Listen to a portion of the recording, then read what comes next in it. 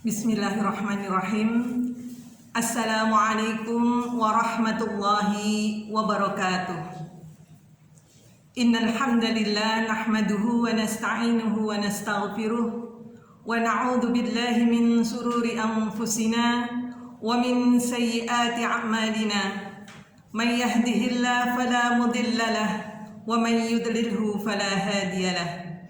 Asyhadu an la ilaha illallah wa asyhadu anna Muhammadan abduhu wa rasuluh la nabiyya wa la rasula ba'dah.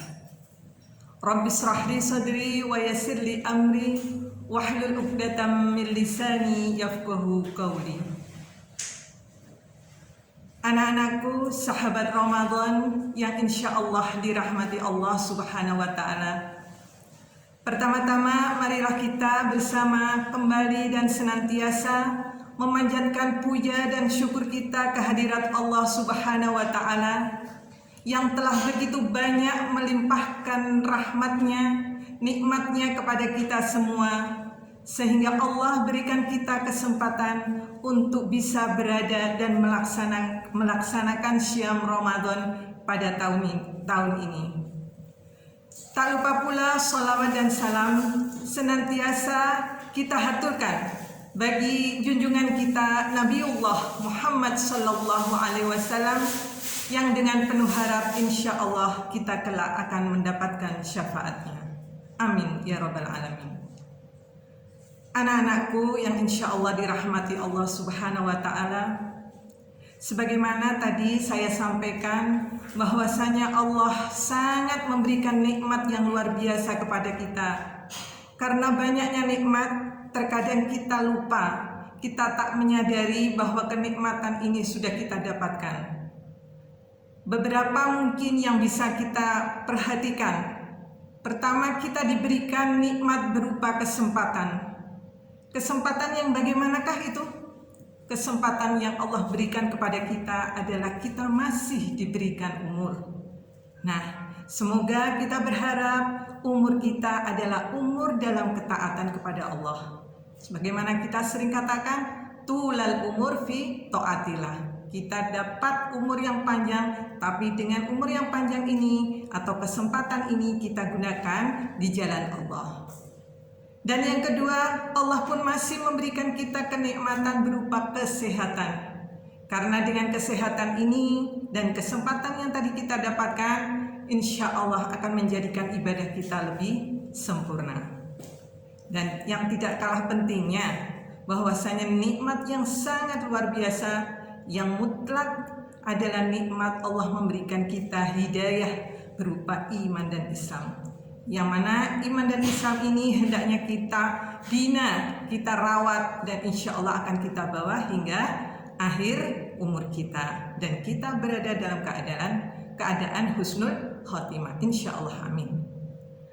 Anak-anakku yang dirahmati Allah Subhanahu wa ta'ala, tak terasa saat ini kita sudah berada di ujung dari bulan Ramadan ini, yang mana serasa kemarin kita baru mengucapkan marhaban ya Ramadan, marhaban ya Ramadan. Tapi kali ini kita akan mengucapkan wada' ya Ramadan, selamat tinggal ya Ramadan. Rasa sedih tentu ada pada diri kita semua.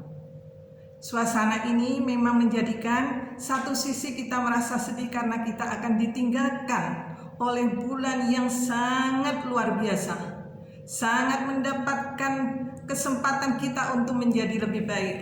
Allah melipat gandakan pahala-pahala. Apa yang tadinya kita melakukan hal-hal yang sifatnya sunnah, kini akan menjadikan pahala seperti pahalanya wajib. Dan masih banyak sekali, Allah sangat banyak memberikan pahala kepada kita. Semoga kita bisa memanfaatkan waktu ini dengan baik.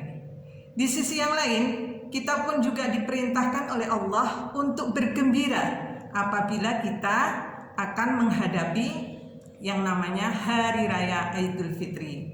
Kalau tadi kita susah ya, sedih karena ditinggalkan Ramadan, apakah kita akan dapat Ramadan tahun akan datang? Wallahu a'lam. Namun di sisi yang lain kita harus bergembira karena kewajiban kita di dalam menjalankan Syam Ramadan ini dapat terselesaikan.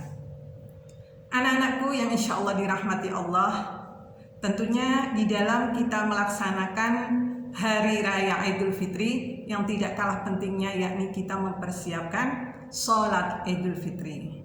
Nah, kalian insya Allah semua bisa ya melaksanakan, Allah berikan kenikmatan, sehat dan kesempatan. Sholat Idul Fitri ini sesungguhnya merupakan atau dihukumi adalah sunnah muakkadah. Apa itu sunnah muakkadah? Adalah sunnah yang ditegaskan atau yang sangat dianjurkan. Jadi harus berusaha semampu kita untuk bisa kita menunaikannya. Nah, untuk sholat id ini diharapkan semua bisa keluar dari rumah untuk menunaikan, baik itu laki-laki, perempuan, anak-anak, maupun sekalipun bagi mereka yang berhalangan atau mendapatkan halangan untuk tidak dapat sholat, mereka pun harus keluar dari rumah untuk bisa meramaikan, menunaikan syiar. Karena juga di dalam sholat id itu terdapat khutbah yang mana bisa didengarkan. Yang kedua, sholat id ini dilaksanakan boleh di masjid ataupun di lapangan. Karena mungkin banyak yang harus keluar dari rumah, maka lapangan pun bisa digunakan untuk menunaikan sholat id. Berapa rakaat yang harus dilaksanakan di dalam sholat id? Seperti sholat sunnah biasanya, yakni kita sholat 2 rakaat.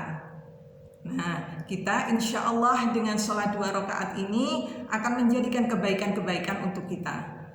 Di dalam rakaat yang pertama, yakni kita sholat di dalam rakaat pertama ini ada 7 takbir yang akan kita lakukan. Kemudian di dalam rakaat yang kedua 5 kali takbir. Di antara takbir itu kita juga membaca subhanallah walhamdulillah wala ilaha illallah wallahu akbar. Nah, kemudian selain itu hal-hal apa yang artinya memberikan atau sunnah-sunnah apa yang bisa kita lakukan untuk menjadikan sholat id kita ini menjadi lebih sempurna dan lebih baik. Yang pertama adalah kita hendaknya bisa melakukan sunnah, yakni mandi sebelum kita sholat id atau berangkat sholat id. Kemudian yang kedua, kita memakai pakaian yang terbaik atau yang paling bagus.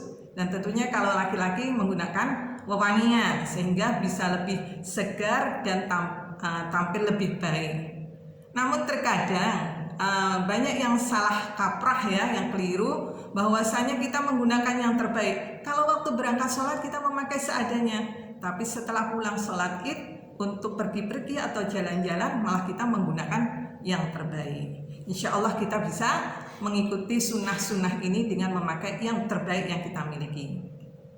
Kemudian yang ketiga, sebelum kita berangkat sholat id itu disunnahkan kita makan terlebih dahulu. Karena dengan kita makan sedikit ya, nggak usah makan yang besar, tentunya makan kecil, makan kurma atau kue untuk menandakan bahwasanya puasa kita sudah selesai. Sekarang kita beridul fitri. Nah, setelah kita makan, kita berangkatlah untuk menuju masjid atau lapangan dengan kita banyak memandangkan atau menyebut nama Allah dengan mengucapkan takbir. Nah, seperti yang kita sering dilakukan ya kalau kita mau ke masjid dengan bertakbir. Kemudian sesampainya di masjid atau di lapangan tersebut, kita melakukan sholat, kemudian usahakanlah kita untuk bisa menunggu hingga khutbah selesai. Karena insya Allah kalau kita tidak ada halangan atau keperluan apapun yang lebih sangat penting, maka kita perlu menunggu khutbah itu hingga selesai. Kemudian setelah itu kita juga disunahkan untuk menempuh jalan yang berbeda. Kalau kita berangkatnya lewat jalan A, maka pulangnya usahakan untuk jalan B. Mengapa demikian? Pada saat Rasulullah melakukan sholat id, Rasulullah melakukan perjalanan yang berbeda dengan harapan Rasulullah bisa melihat suasana atau pemandangan keimanan bahwa semua umat Islam akan keluar dan sebagaimana kita bisa mensyiarkan Islam. Kemudian selain itu juga kita setelah selesai sholat id, kita juga mengucapkan tahniah. yakni mengucapkan taqabbalallahu minna wa minkum. Jadi kita saling mengucapkan selamat kepada keluarga kita, teman kita, dan umat Islam pada umumnya. Dan insya Allah dengan apa yang saya sampaikan sedikit ini bisa menambahkan sedikit kepada anak-anak.